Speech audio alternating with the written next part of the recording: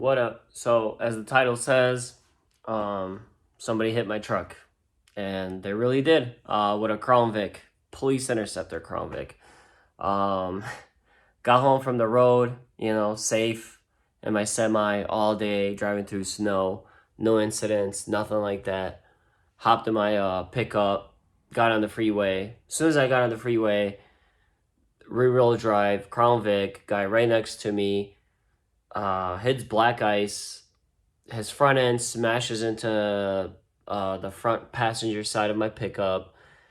His car recoils off of my pickup, smashes into the back of my bed, basically puts me in the pit maneuver, which is funny because it's a police interceptor one.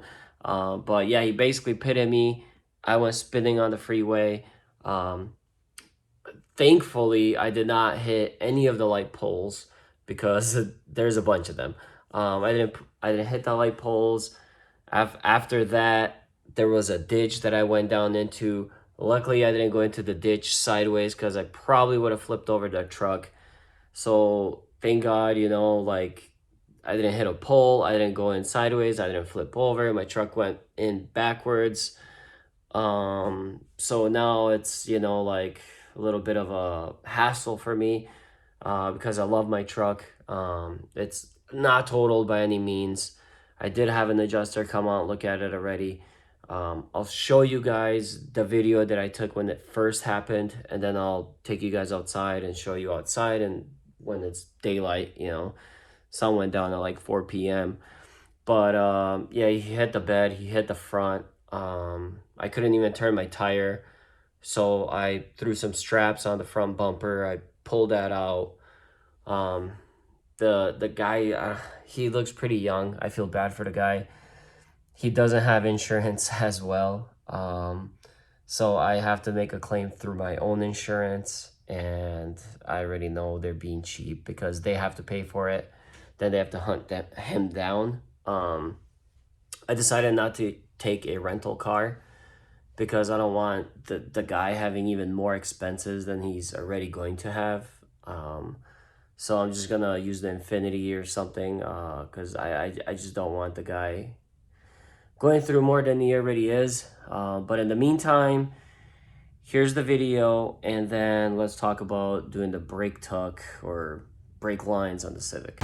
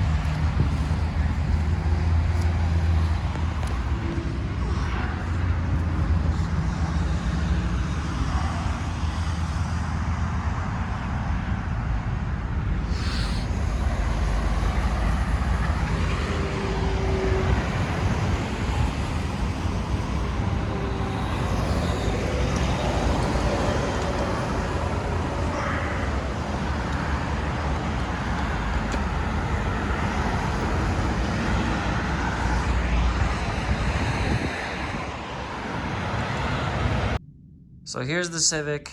I finally got fed up with looking at that 50 foot of steel copper plated brake lines I bought. Couldn't look at it anymore, so I decided I'll just go ahead and start doing the brake lines. I don't have a fancy tool for bending them. I like bending them by hand, totally fine with me.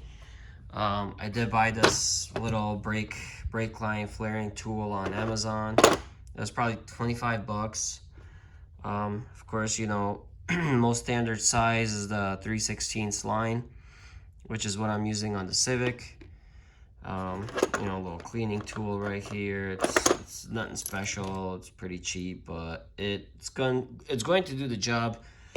The proportioning valve right here. I picked this one up because the car was missing this as well. This one came from California. I'm using two different kinds of male ends for the brake lines. That way I know which two are going to be coming from the rear and which two are coming from the front and the master. So yeah, this is a 3/8 right here, 10x1 thread pitch. So yeah, last night I started on it. You know, once the engine is in here, I might, you know, bend them a little bit differently, but right now, this is what I did on the passenger side, and this is the driver's side. So like I said, I hand bent all that. I popped a little hole right there. Not popped, I nicely drilled a hole. I don't know why I'm defaming myself, but I think that looks pretty nice. I went ahead and did steel braided brake lines, and then copper plated lines straight to it. Starting on the back now. So steel braided lines in the back as well. So I will run it under and probably do it OEM type way. Or not, we'll see what happens, whichever route ends up being the nicest. But yeah, here's the one that I just started. I threw it in under the car. I'll thread it on, and then I will slowly start bending its way up into that hole, and then I will cut it to length as needed. Yeah, other than that, I need a clutch. I need a K20 oil pump. I need a RBC with a throttle body. Did I say mounts? Mounts. And then I'll throw it in and, you know, continue working on it. I do have axles. I got shifter cables. I got a box. But I might go with a K-tuned or some other type of a box. We'll see. So let's continue this. And then I'll show you guys the Dodge in the morning. Tell you what, this is it's not very fun.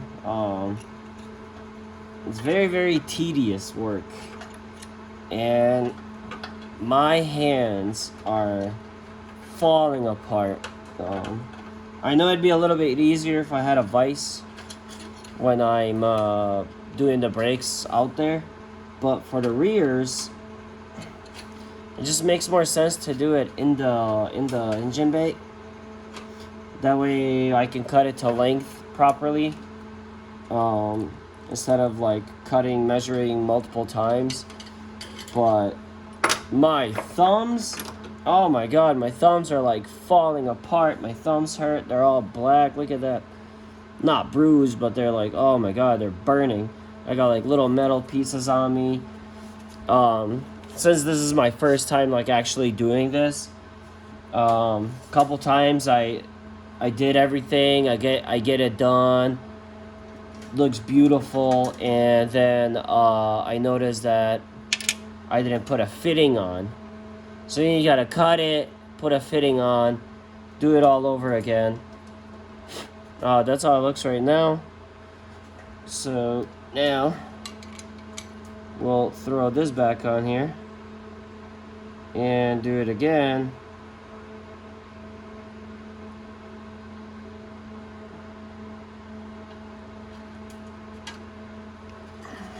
Without that piece, obviously. Let's see. I never actually made lines. I would always like buy lines at like AutoZone or whatever, O'Reilly.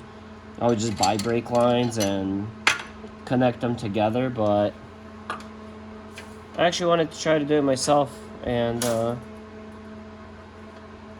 looks good. We'll see if there's any leaks or anything like that when I do get done and I start bleeding everything. I mean, we'll know eventually, right? I put the proportioning valve on the inside of the car. I'll show you. It's a nice spot for it, as long as it doesn't leak, right? So here is the flare. I think I'm doing a good job. All right, so real quick, this is how it's looking right now. I still gotta tighten everything up against the firewall, make everything nice. But that's how the brakes are looking right now. Though that one you won't really even be able to see it once the engine is in there. This you'll be able to see a little bit. I want it to be visible a little bit. Inside. Okay. Let me flash the light. Alright, and there it is. Inside the car. I still, I gotta get this looking good too.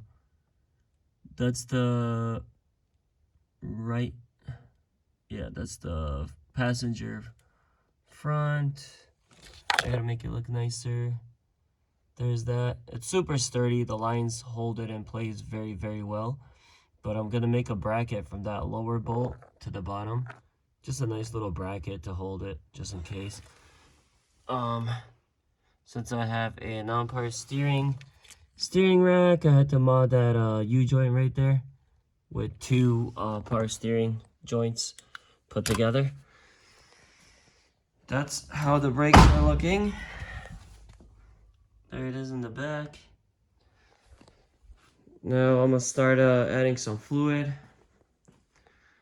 Either or is gonna work for this car. I'm gonna put the DO3 in there to bleed it, flush it, get all the stuff that's in the lines, a little bit of metal or whatever is in the lines out. And then I'll switch it to the Motul right here. Though I think that's overkill, but I use it on the BMW. I drift this car, I brake a lot. I don't know, I might track race this car, I never know. So might as well put the right fluid in right away. So here it is, that's done for today. I will try to finish up the garage and get myself a clutch for that thing, start working on that K-series right there, throw that in. That way I can just keep making more videos and keep myself entertained. If you like it, just keep watching.